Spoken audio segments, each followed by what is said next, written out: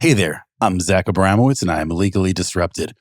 On episode 32 of Zach Abramowitz is Legally Disrupted, I sit down with Harvey co-founder Gabe Pereyra. Harvey has put legal technology on the map. They are the fastest growing legal technology company in history, reaching a now reported valuation of $8 billion in just 3 years. They've also triggered a lot of feelings, both within the kind of the legal tech echo chamber as well as the legal profession more widely. I got a chance to talk with Gabe Pereyra. We talked about his time at Google Brain and DeepMind. We talked about the founding of Harvey and what it's been like to be part of a company with a true rocket ship trajectory, selling to a profession that has largely been technology and disruption resistant. Let's get into it. Let's get disrupted.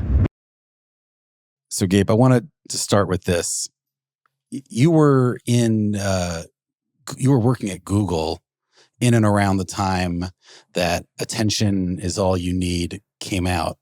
Can you give me your just insider perspective on that? Like, was this paper immediately a big deal? Was everyone talking about it, or what happened there from that you can share with us? Yeah, I think that the paper was definitely a big deal when it came out. So I was at Google Brain when Noam Shazir, Ashish, the rest of those folks wrote that paper. And I think at the time you had a number of these deep learning benchmarks, and getting state of the art on any of those benchmarks was in and of itself a big deal. And then when you did it with a completely new architecture, that was usually pretty eye-opening.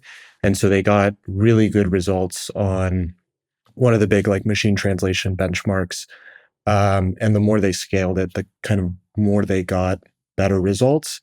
And so I think that already was a big deal. And then when you did GPT-1, GPT-2, I think that's when people started really looking at this stuff and started thinking about the scaling laws and things like that.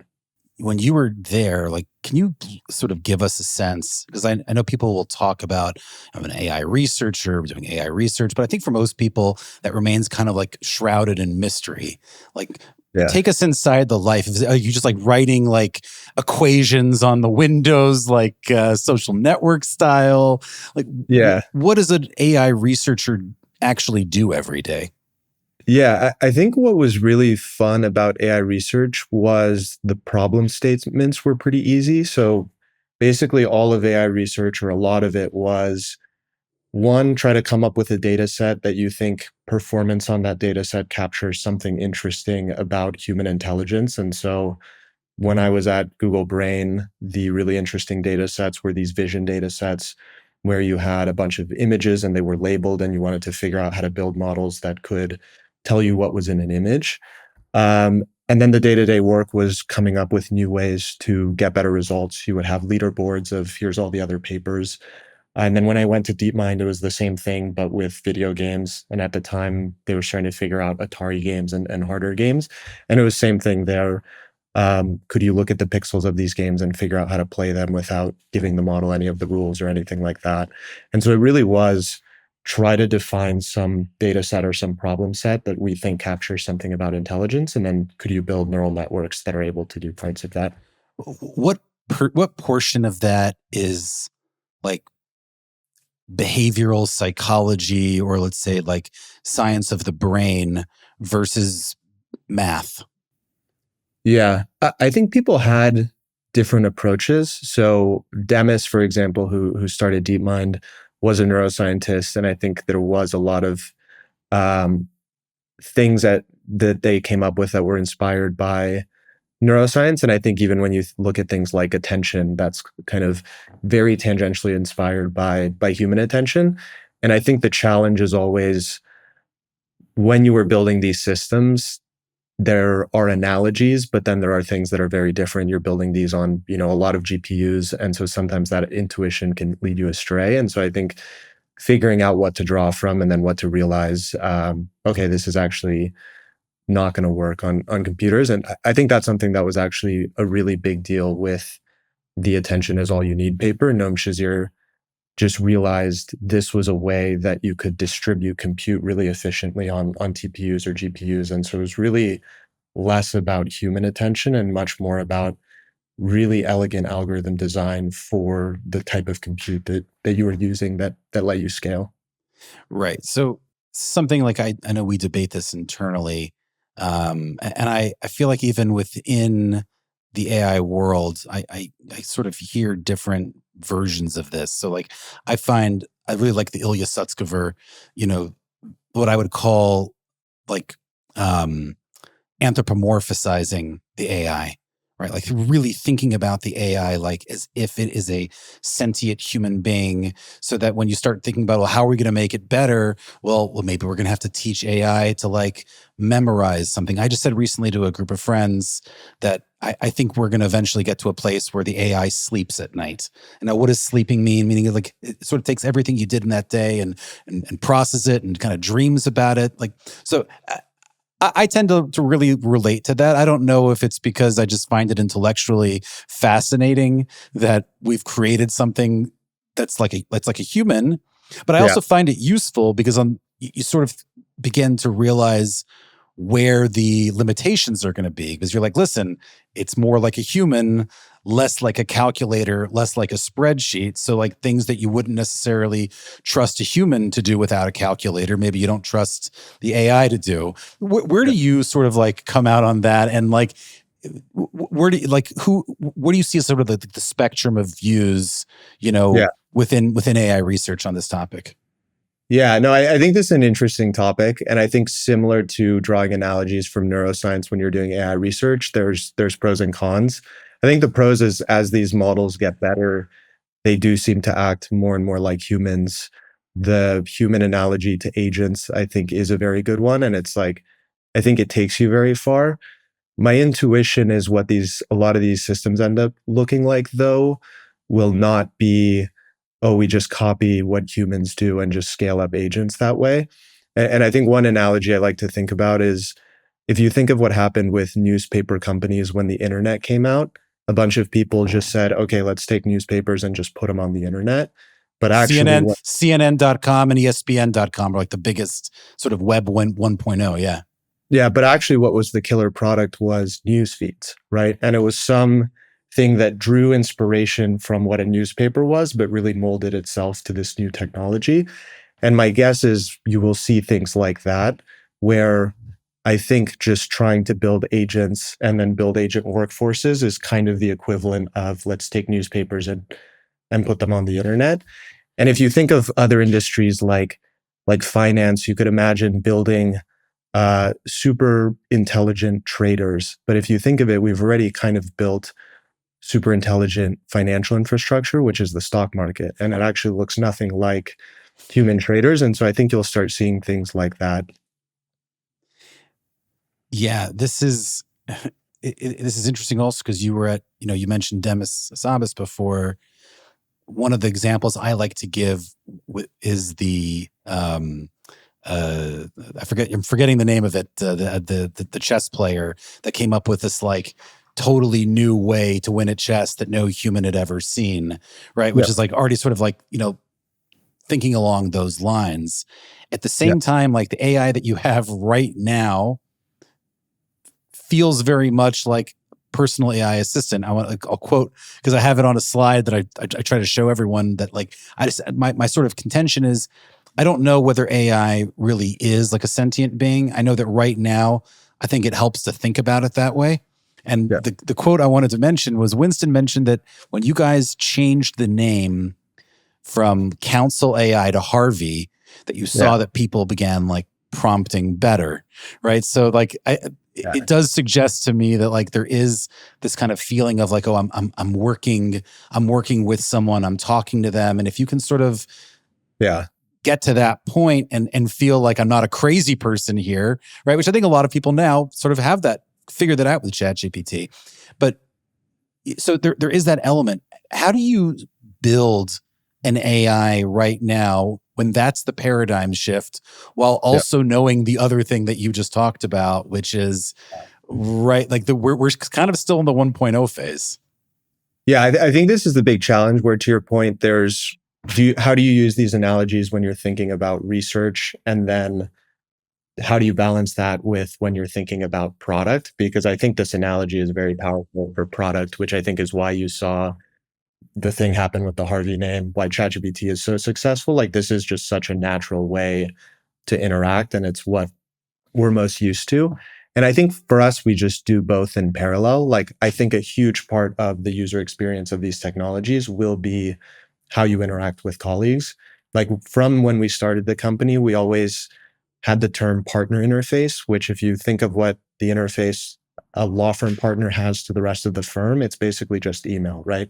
They email some task to their associate, the associate goes and uses all this legal tech and then gives them a nicely formatted answer. And one amazing product experience you could think of is just if partners were able to do that and access all the information of the firm or their clients, that would be like a magical product. And so I think there is a piece of that that we want to build. And then I think there will be longer term parts of the product that look much more like workflows. Like if you think of a lot of these client matters, they're actually these relatively structured, but like very complex, like text sequences, right? If you're doing a fund formation, you're going to draft an LPA, you're going to negotiate these side letters. And right now you can use Harvey and it's an assistant to do this, but I think eventually it gets much more structured where you say, okay, here's a module that drafts the LPA, here's a module that drafts the side letter, and these are much more adapted to like the specific domain. You could have done anything. I mean, you were like at Google, at DeepMind, at the time when like all this is happening, and you chose legal. Like, did you choose legal because it was truly interesting to you, or did you just think Winston is special and this is something we can go after, and I want to work with him? Yeah, I think a big part of it was getting to do something with Winston. We were best friends, roommates. When we met, we never thought we would do a company together. We just really got along. And then I think the other thing that really drew me to legal. So when I went to DeepMind, the project that I actually pitched to Demis was, can we use AlphaGo to teach humans to play Go better?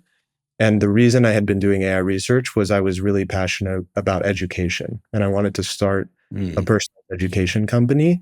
And I think the thing that drew me was I really enjoyed AI research, but I really wanted to figure out how to use that technology to solve a big societal problem. And at the time I thought that would be, can I help improve the education system? But something like that always felt very like mission driven. And that was kind of very motivating. And there was a bunch of reasons why I think that didn't work out in education. But I saw that same opportunity with legal, where when we first started the company, we looked at things like, could we do consumer law, access to justice? And it feels like there is that similar, very large societal problem of how can we build a better legal system? How can we help both companies and eventually consumers get access to better legal services? And I think when you're, at least for me, when you're working on research, when you're working on these things, there's always the question of like, to what end? And I think when you're working on this with AI research, I think there was times where it's so interesting in and of itself, it's fun to work on. But to me, it's really important to think about, okay, what does this technology get deployed to do? Is it used to tune ads, or can you go use this to improve education, improve the legal system? And so I think that was something that really drew me to legal. So 2 points just to respond. So the American Arbitration Association is a client of ours. And I one of the things that gets me jazzed about the work that I do with them is they really, the view from like the top down from the CEO, who was the Chief Justice of the Michigan State Supreme Court, is, our justice system today just doesn't serve enough people. And dispute resolution, while it's less expensive, also doesn't serve enough people. And ultimately, AI feels like, a chance at real societal good, at bringing that ability, to many more people. So I think it's a key tenet of their philosophy as a company, which is if we ground AI in mission, people are going to be more jazzed about it. People are going to feel more purpose driven. Do you see that at Harvey? Yeah, I mean, I think that is why a lot of people have joined. And I think the challenge with building all these companies is, and to me, this was the challenge with education, you need to find the right balance of, you do need to build a business and you do need to get revenue. And then how do you balance that with the mission of the company? But I think the thing I'm excited about is we're starting to do more with court systems, largely outside of the US, but eventually want to do this with the US, figure out how to do kind of more consumer and things like that. And so I think that is something that does feel unique about this company of there is this very clear, like larger mission tied to it. Yeah. The education point is also really interesting because I've felt all along like the greatest use of AI, even in the context of being a lawyer, is to use it for training. I know very often you'll hear like the question on, because I'm at a lot of conferences, I hear the same kind of questions come across on panels, and it's like, well, what will be of lawyer training now? And I Yeah. think to myself, I'm like, I would have loved as a Yeah. young associate to have AI so that at 3:00 in the morning, when I've got some instructions about what to do with the disclosure schedules, I could have had, ChatGPT or Harvey there and said, hey, like, what is a disclosure schedule? Like, what does the partner want me to do here? Not say like, automate my work, but teach me about this. Like, why are they, where does what I am doing right now fit into the larger context of the deal? And I feel like this is like the huge sort of opportunity with AI tools that a lot of firms have not thought about as much. They're thinking more in terms of like, well, can it draft me my NDA? And it's like, I'm thinking like, can it help teach people like why there's an NDA in certain processes when like no one ever litigates them? Like, in other words, I think that there's such an opportunity for training. Are you seeing users,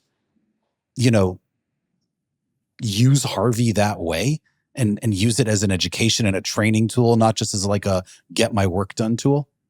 Yeah, I think this is a huge use case. And then we're also starting to talk with firms about it. Because I think to your point, to me, there is like I feel the same way with this technology. When I think of how I learned to program 12 years ago, I'm like so annoyed that I didn't have ChatGPT, where there were so many things where you tried to learn this and you were just like, this is too hard. I don't have someone to ask. And with these models, you could just be like, how would I program this in Python? Okay, how about in C? Why do we do it this way? Explain like memory. And it's just like the most powerful educational tool. And I think to me, the really big opportunity for law firms is when you use this for programming, most of the knowledge you need is actually on the internet. And so the models are very good at explaining to you how to program anything in any programming language, why you build a distributed system in this Right. way. What's actually missing is most of the knowledge that you would need, where to your point, you could ask, why do we do a disclosure schedule this way?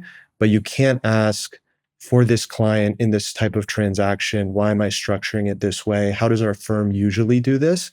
And so if you think of the data that law firms have, one, it's very useful for them to train their own AI systems, but it's also super useful for them to train their associates. Where if you think of every piece of feedback or intuition a partner has ever given an associate or a senior associate has given to an associate, how do you take all of that and put it in a model so every associate at the firm can ask, why did we do this? How does this work? And I think you have I know I had this at Google, and I'm sure you have this at law firms, where a lot of times you don't want to ask your manager some of these questions, especially if the question is like, what is it Specifically frowned on. Yeah, exactly. And so to me, the magic of these models, and I do this now, it's like there's stuff, it's like I don't want to ask my team or my investors. And I'm just like, hey, ChatGPT, how does this work? And so I think that to me is going to be a massive educational opportunity. I think people are using it now, and then there's a bunch of infrastructure you can build around it to build curriculums of like, this is what you need to learn if you're a first year fund formation associate. Here's how we do a fund formation at the firm. And so I think to me, education is like a really big opportunity. Yeah, and just to your point, I went for my first year review, after my first year at Schulte, and the partner there, and I've actually I see him around every once in a while as I've joked them about this. The partner there said, hey, you've got really, people liked working with you and, seemed like you're really progressing and working on bigger deals. He's like, just one thing, one of the partners mentioned that you were too quick to like come back and like ask a question, maybe just Google it next time. And I remember like walking out of this office, this, like 60-year-old partner, like Google shaming me.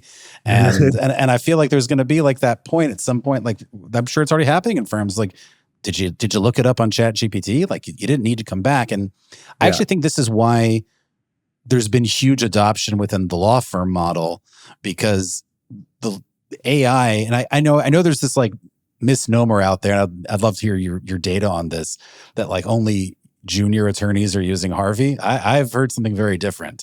I hear that the greatest utility in Harvey is for the partners, because now a partner who wants a quick answer to something where they might have asked an associate once upon a time, but then would have never gotten the answer as soon as they would have liked.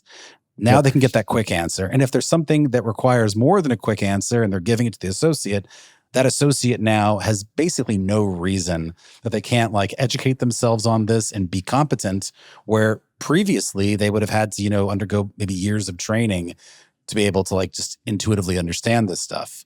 And I think that's like a big key to the adoption. Are you seeing that also? And is that in fact a misnomer about the young lawyer, old lawyer, usage statistics? Yeah, I mean, I think it is more common. Like, I think younger people use this more, but we have partners at kind of the top firms in the world that are using this, 3 to 5 hours a day, and for exactly what you said.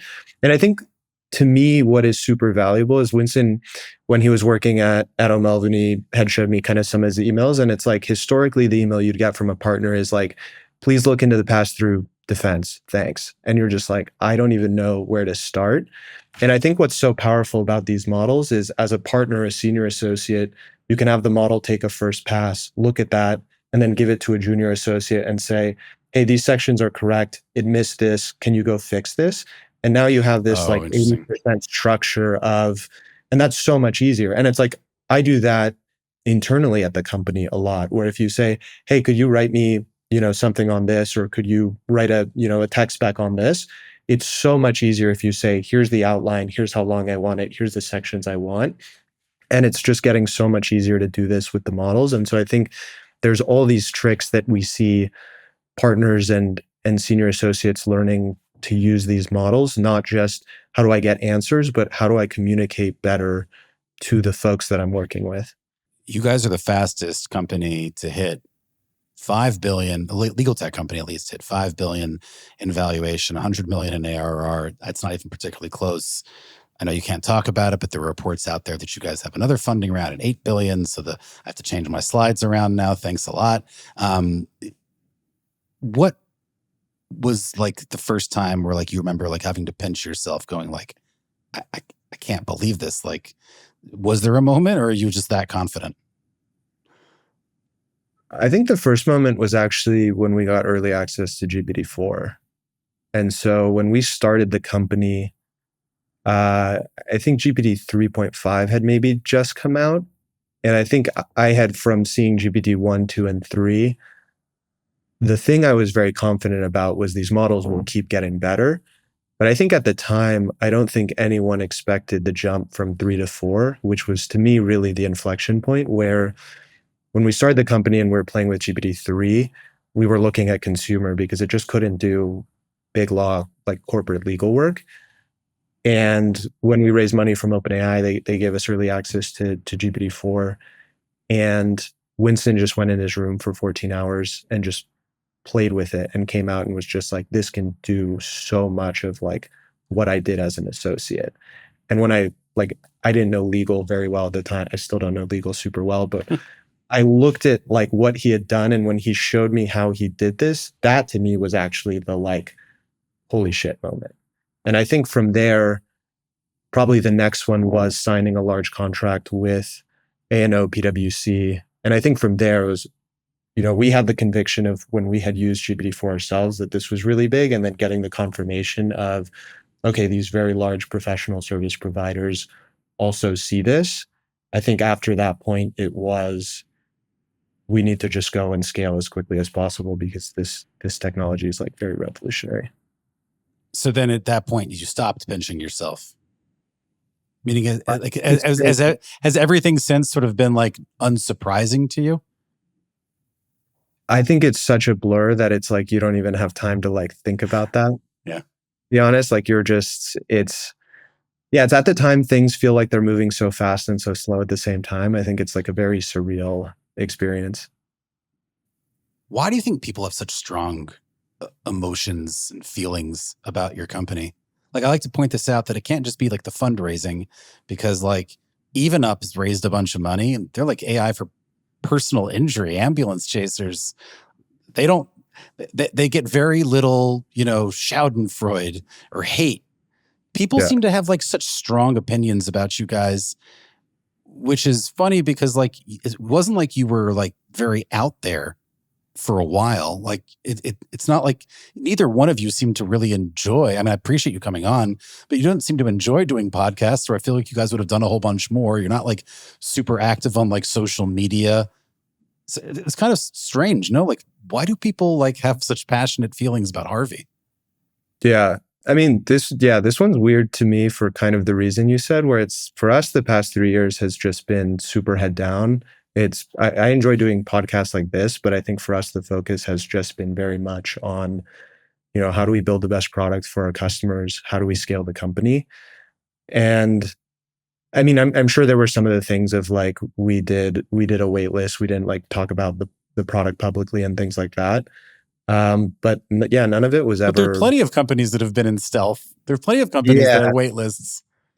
Yeah. I actually like, I don't use social media almost at all. And like this stuff, I think it's just weird to me. And for us, it's like, I think the strategy has been like, we found very clear traction. We have strong demand from customers. I think there's kind of a clear roadmap of what to build. And so just focus on that and try to ignore everything else as much as possible. Obviously, like you guys have raised a lot of money. Is VC funding really the right direction to go in an age where like plenty of companies are trying to stay lean? You've got the sort of, you know, the new unicorn is the $1 billion single employee company, raised no capital, entirely bootstrapped. I think Surge AI, really comes to mind. Lovable held out for a while before raising more capital.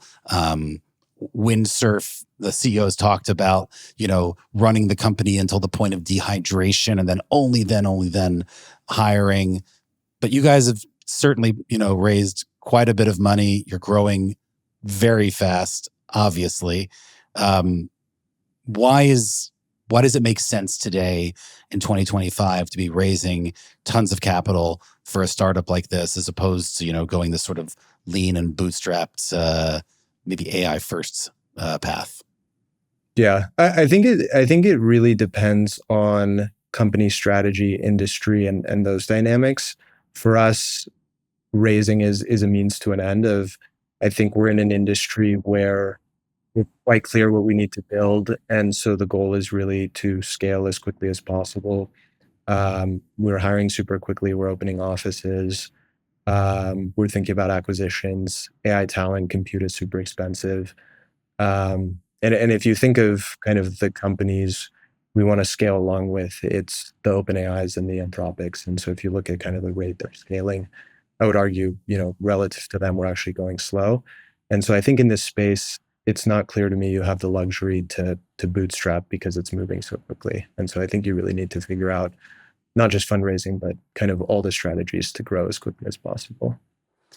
You guys have talked on the record about the fact that ChatGPT is your biggest competitor, in a sense, right? Industry surveys seem to show the same. Anecdotal data that I've, the people that I talk to very often may use Harvey. They may use Harvey and ChatGPT, or they may just use ChatGPT.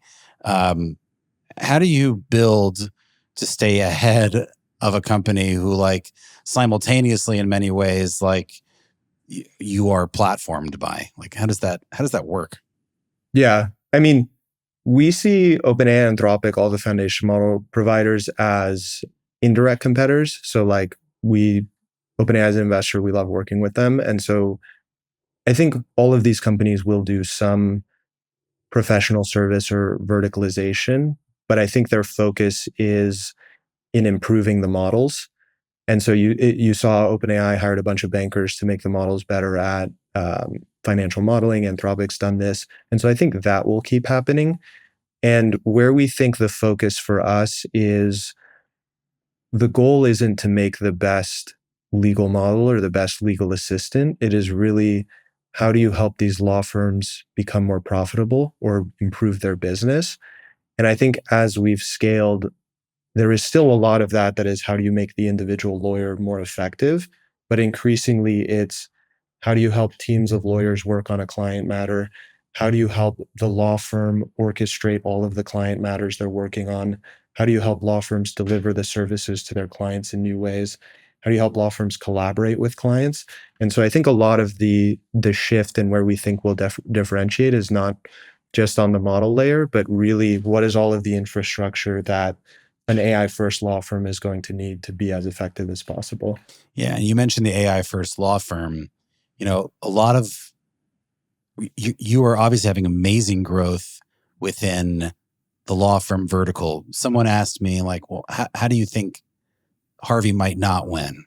And I painted the following scenario. I said, well, if AI ends up being so fundamentally transformative that you start seeing partners peeling off from their big firms and starting their own firm from the ground up, sort of AI first, and that takes off, then I could see that being a problem for Harvey, where Harvey is sold to a kind of legacy customer whose model may not actually fit with what they're doing.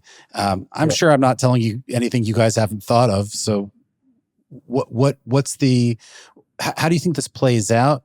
How do you help firms become AI first when these are companies that have very often been around, more than 100 years, steeped in tradition, not easily, changed? How do you help them along in that journey? And how do you then also build for an industry that itself is maybe showing some cracks?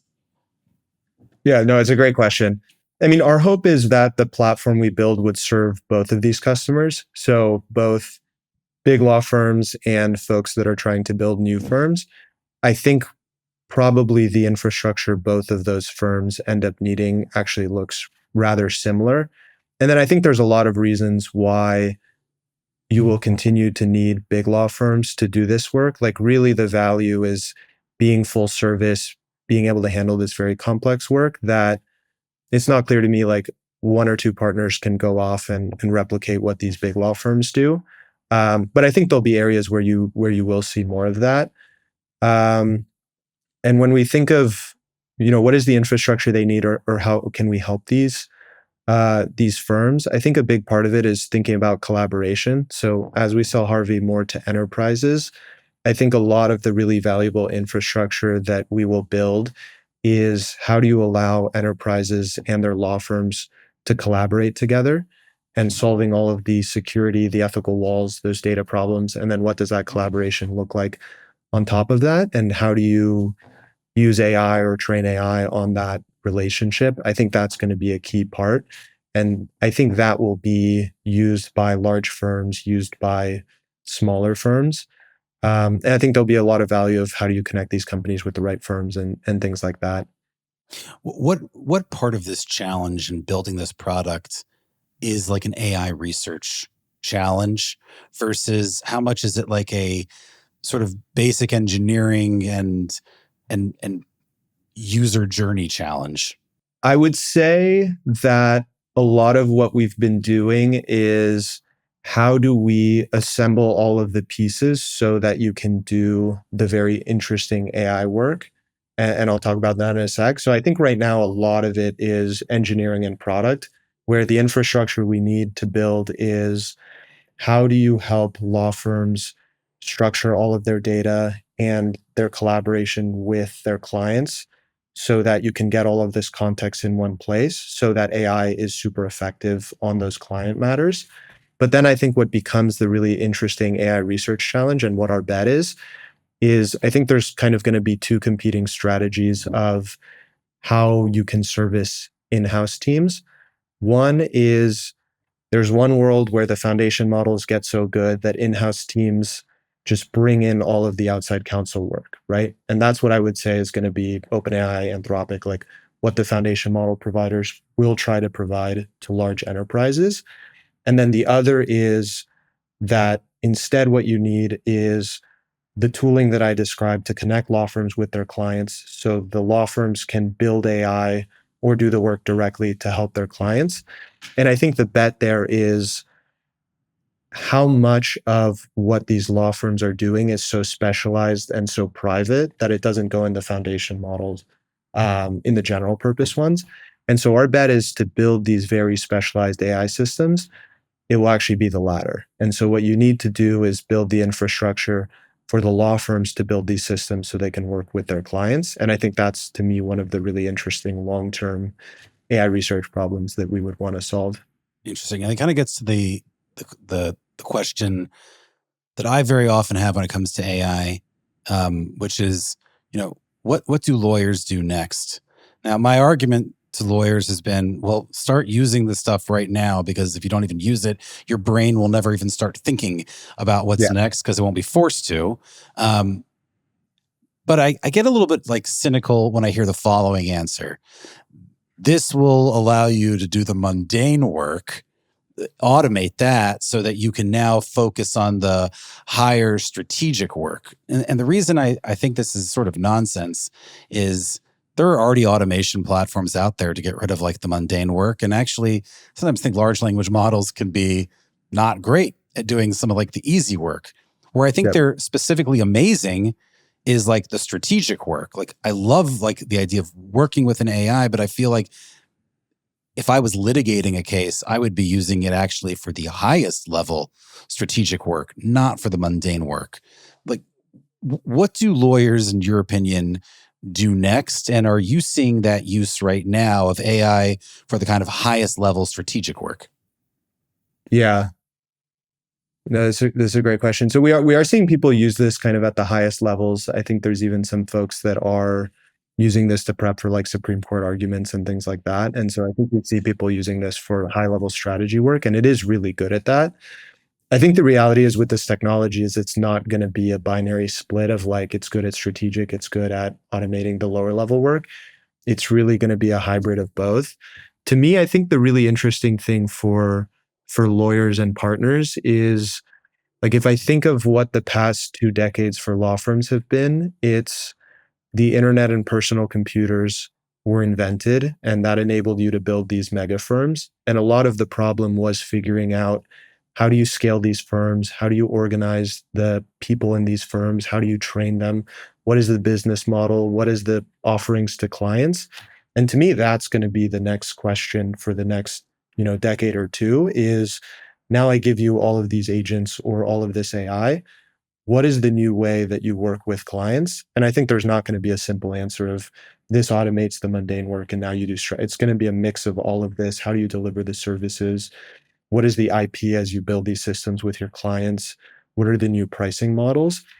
And so to me, the really interesting problem for lawyers is figuring out like the answers to those questions. And I think to your point, it starts with you really need to use this technology to start thinking about it. Cause like this is a lot of like what I'm starting to do in my role, where we're getting to a size where now a lot of the stuff I'm starting to think about is like, how can we use AI to augment a lot of the parts of the company? And it feels like a very similar problem where, yeah, it doesn't do everything perfectly, but you can really start thinking of the whole company as this AI system. And, how do you synthesize all this information? How do you make decisions with it? And I think that to me is the thinking that partners, lawyers, and law firms need to start thinking about. And do you think then that the firms could possibly scale even more so that we'll look back and be like, gosh, Kirkland was actually not that big, Yeah. Oh, yeah. My guess is that's how this plays out. I think you'll have much larger law firms. Because I mean, if you think of the challenge, I feel like either really big or really small. That's going to be like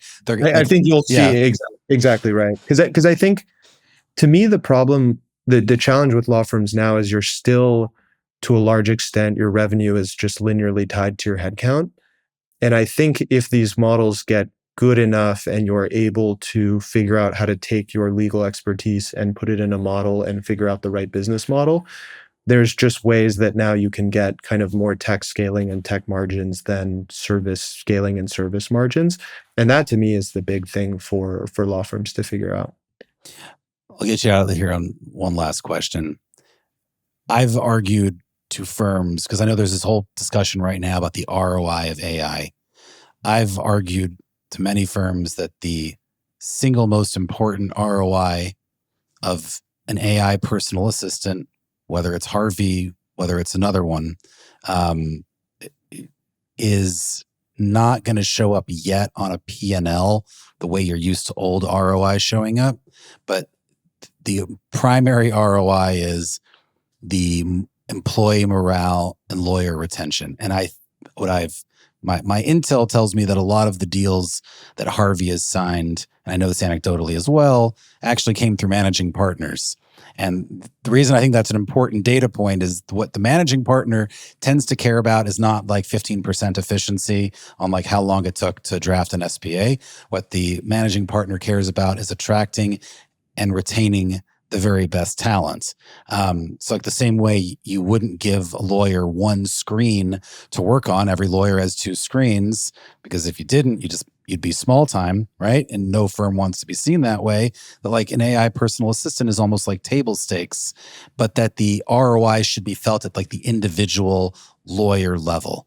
Do you agree? And do you think when do you think we start seeing a shift over where firms are like, no, actually, like Harvey, like, increased our profitability this year, or, because of Harvey, we've been able to win more client deals. It's clearly showing up in like the old school kind of like traditional firm way. Yeah. So we're starting to see that now. And I think that's super important, where I think you have exactly what you're talking about, of this intangible, where if you see people using this 6 hours a day, or the 14 hours that Winston was using it, it's funny that you said that, because it's like ChatGPT is like one of those tools and LLMs in general that you can use for like 14 hours in a row. Right. Like, right. Exactly. And yeah, that to me is where, like, that's the way I use this technology. And it's like, I don't need an ROI study to tell me that this has completely changed how I work. The same way, I think when you got access to the internet, it was just like, I have infinite information now. It's like, this is clearly valuable. But I think as a business, you still do need to find ways of quantifying this. And I think like what we're starting to do, and I think the way this will show up is the two areas you mentioned. One, and I think the biggest, is how do you start pitching this and collaborating with clients, where even just going to clients and saying, hey, we're using this tool, here's a new way that we're going to work on this client matter with you. Like, the appetite for that is so massive, because I think every client has used Harvey or ChatGPT, and there's this huge demand of, I've seen this technology, I want to know that my law firms are using this. And so we've seen law firms start winning deals by pitching in that way. And then practice area by practice area, we're starting to work with firms to figure out, okay, if I'm doing this type of client matter, this is actually the ROI I want to measure. Mm-hmm. And so my guess of what eventually we want to get to is exactly what you said, of the ultimate pitch for Harvey would be, we can improve your profits per partner by 30% or something like that, right? Like, right. That's the holy grail ROI story. And I think the way we ladder up to that is practice area by practice area, we can help develop these playbooks that say, hey, here's the new way to do fund formation. Here's the new way to do litigation. And you can, for each of those practice areas, start measuring whatever the ROI that matters for that practice area. And I think a lot of the challenge is it's different for every practice area, and it depends on the client and how you structure it.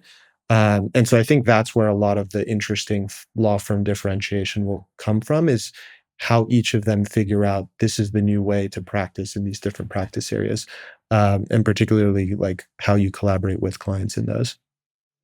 Gabe, thanks for joining. Fascinating conversation. Obviously, like, we'll continue like following you guys. I've said before, you're like the Dallas Cowboys of legal. Everyone's paying attention. So really great to have a conversation with you. Thanks so much for having me. It was so much fun.